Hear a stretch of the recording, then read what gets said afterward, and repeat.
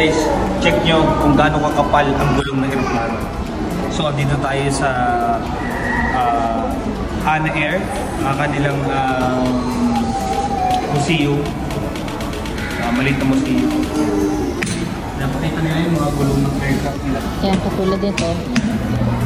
This one is Boeing 777. And then Boeing 737. Yan. Diba? Ito yung tinatawag nilang highway group. Highway group. Ito yung tinatawag nilang high speed group. Laki guys, tignan nyo naman. Talagang hirap siya mabudbud. Basta laki.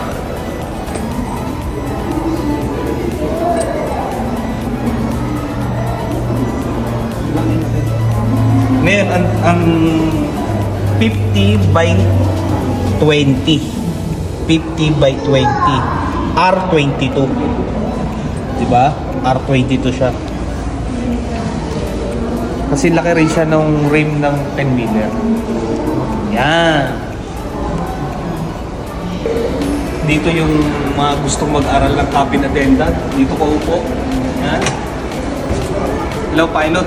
Babaksak na aeroplano. Dito yun. Pipindutin mo. Yan. Pabaksak ng aeroplano yan. Yan, no? Oh, inasama daw. Inasama na yung panahon. Dito yung kaya ng mga flight attendant. Tapos, dito naman tayo sa kabila. Lagayan ng pagkain, di ba? Ang paboritong part ni J. Biaso. Kaya humingi tayo ng mga wine, alak. Kaya, tutulak-tulak doon lang. Mabigat din pala ito. Tapos ito yung traffic enforcer ng aeroplano. Yan. Siya yung mag-guide kung traffic or kakaliwa, kakanan. Yan. Tsaka yung mga nanguhuli ng jaywalking. Tsaka yung swerving. Yan. Anyway, dito. Pakita natin.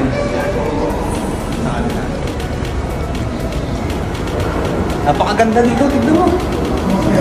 Oh, ayun pa. Yan o. Oh. Yun yung sinakay natin, malis na eh. Bye.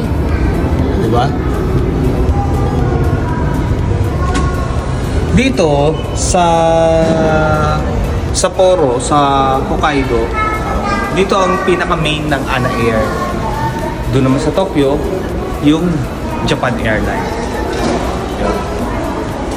Yun ang konting kaalaman sa inyo.